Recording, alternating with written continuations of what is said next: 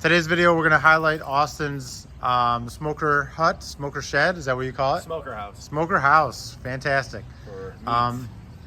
So Austin's sophomore, and this is the first time that this has been done. So him and Zach both came up with his ideas, but I think he kind of piloted it. And so I want to turn it over to him to give us a little bit of a tour. So Austin, take it away. You want to open up? Yeah. I have the shelving unit that I'm going to put metal racks in for the racks to put the meat on. And then I have a bottom one. I'm going to either do electric or gas burner down here and lay it on brick. And then we ran into a problem with the cedar fence pickets. If you look right through here, there's gaps. And in the inside, we interlined it to keep most of the smoke inside. And then the roof was also cedar fence pickets because I was on a budget and it was the cheapest, and it's the same dimensions as a cedar plank. And then I did this trim around everything to cover up the cedar gaps when I lined them up. Yeah, as we talked about, the trim's really good. I mean, I know it's bare wood at the moment, but it really pops. So I'm going to kind of walk around just so we get a full view of it. There's the roof work, and then on the back side, trim work. And again, these guys quote this all out, so they knew the price going in. So you mentioned that you had a budget, but students are allotted about $150 per student, and then they can group up accordingly.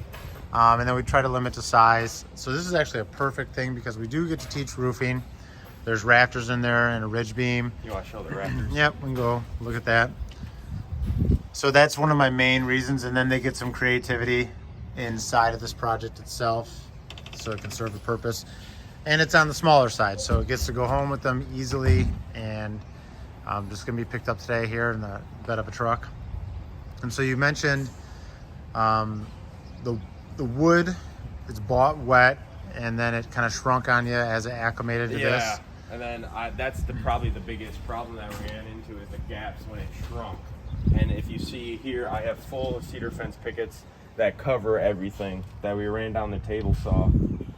Yep, that are vertical. And then same on the door, the two doors to cover these gaps. So and then the gaps on the roof right here and all throughout here, I left that natural to let the smoke out so it circulates through the building. Yeah. So when you look at like one of our doghouse videos and you compare it to this, like they don't have a plan. Like the plan is what they drew up or they found online. And then, here, get closer to the camera. That's what I'm doing. So they had to find, had some things that were new to them that I maybe not have known of, that were like roadblocks or problems that they may have had to solve. And so acclimation of wood was one that was new. And then just the racks and double doors. So these are all things that he and his team figured out together. So I'm saying that to give them props. Because if we do a quick scan, there's all these other projects, deer blinds, kid houses, and dog houses, which you've seen before. So this was new and took some trial and error. And then I'm glad they used the cedar pickets. They're not that expensive. So he's getting a nice project on a good price. Do you want to share anything in regards to this or the class in general? My friend Nathan, he helped me on most of this project and doing it and figuring out, though he's like a very good stylist. He figured out how to do the roof and how to make it more stylish instead of just being blank.